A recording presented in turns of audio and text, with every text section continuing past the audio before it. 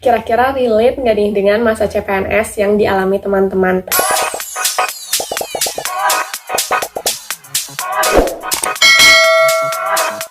Assalamualaikum warahmatullahi wabarakatuh. Selamat datang di Rani Budianti YouTube channel. Aku adalah seorang PNS nutrisionis yang alhamdulillah sudah 100% di akhir tahun 2021. Dan kali ini aku mau sharing tentang kultur shock di masa CPNS dan tips untuk mengatasi kultur shock tersebut. Sebelum lanjut, jangan lupa untuk subscribe channel ini dan pastikan teman-teman nonton sampai akhir karena mungkin aja hal-hal ini terjadi di masa CPNS yang sedang teman-teman jalani. Nah, tapi tunggu sebentar, aku mau cerita sedikit tentang masa CPNS melalui video singkat ini. Sejak aku pindah ke sini dan sejak aku jadi CPNS, karena di sini udara sedikit lebih ekstrim dari kota lama, aku membiasakan diri untuk rutin pakai body lotion Scarlett Whitening. Teksturnya yang lembut, mudah meresap dan gak lengket, benar-benar melembabkan dan mencerahkan kulit. Varian Fantasia salah satu favoritku karena wanginya seenak itu. Kandungannya yang kaya manfaat membuat aku yakin kalau aku nggak salah pilih body lotion. Dan setelah jadi PNS ternyata makin banyak kegiatan. Tapi karena aku rutin pakai body scrub 2 kali seminggu dan luar scrub setiap mandi, tubuh terasa lebih segar dan cerah. Gak ada tuh bau badan walau banyak kegiatan. Butiran halus di body scrub dan buliran beads di shower scrub benar-benar mengangkat sel kulit mati, bikin kulit makin bersih dan terhidrasi dengan baik. Rangkaian dengan kandungan yang sama ini memberikan hasil yang maksimal bila rutin digunakan. Ini dibanderol 75.000 per item. Bisa teman-teman pesan di official Shopee-nya yang aku drop di deskripsi box.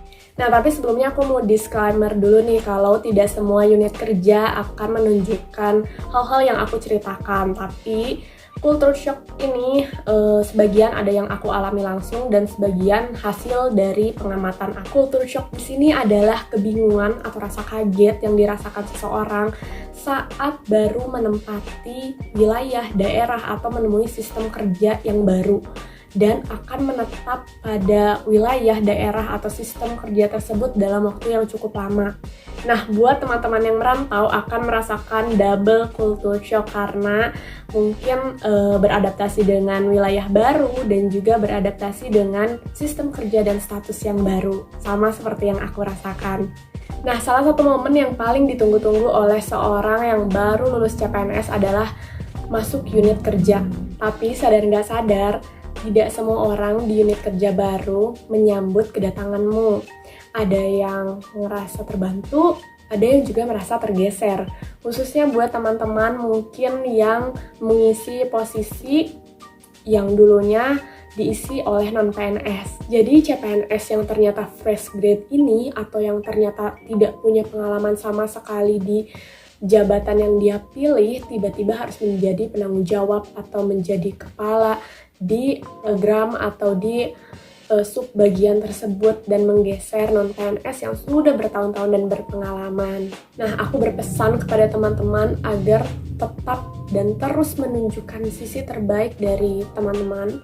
Kemudian tunjukkan kalau teman-teman itu layak berada di posisi tersebut dan maksimalkan proses adaptasi. Selain mempelajari topoksi, teman-teman juga harus banyak-banyak memahami karakteristik orang-orang di unit kerja dan memahami keadaan unit kerja yang baru. Jangan dikira karena setiap unit kerja ada bagian kepegawaiannya, teman-teman CPNS bisa santai dari pemberkasan. Sama sekali enggak. Pemberkasan bakal terus berlanjut dari CPNS sampai masa PNS. Dulu aku setelah lulus CPNS itu langsung bikin skum PTK, kemudian bikin SKP, kemudian pemberkasan Latsar, kemudian pemberkasan PNS, kemudian bikin skum PTK 100%, kemudian juga ada MySPK, ada Simpek, ada SisDMK, ada Jafung, dan ada KGB. Nah, tips dari aku, teman-teman harus meningkatkan inisiatif.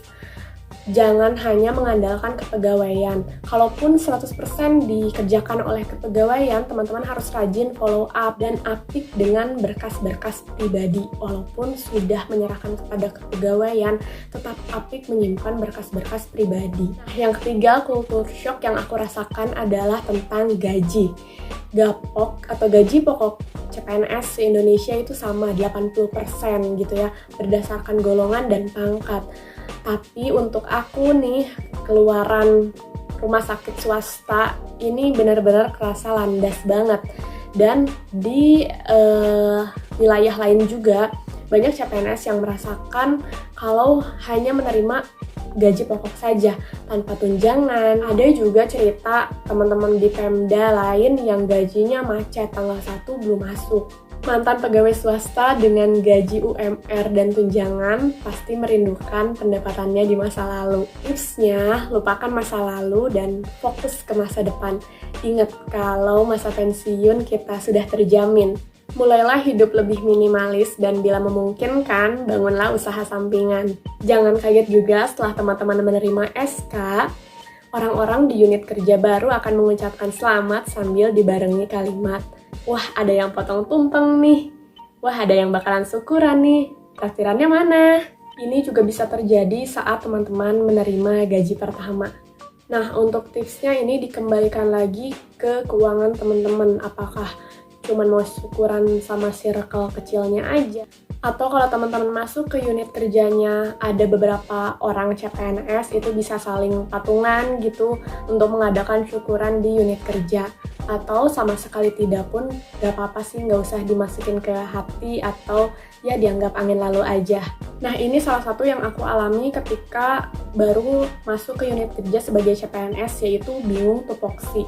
Jadi memang gak semua CPNS ketika masuk itu ada yang nge-guide, ada yang menjelaskan secara detail tupoksinya apa aja. Banyak CPNS yang harus mencari tahu sendiri apa sih yang sebenarnya dikerjakan pada jabatan tersebut. Nah, bila teman-teman merasakan ini, jalin komunikasi dengan orang-orang di unit kerja dan di luar unit kerja dengan jabatan yang sama lebih baik. Jangan sampai teman-teman bengong nunggu dijelasin tapi nggak ada orang yang ngejelasin, sampai akhirnya teman-teman resign karena ngerasa nggak but sebagai CPNS. Kira-kira relate nggak nih dengan masa CPNS yang dialami teman-teman? Yuk ceritain di kolom komentar kultur shock apa aja yang terjadi di masa CPNS yang pernah teman-teman alamin.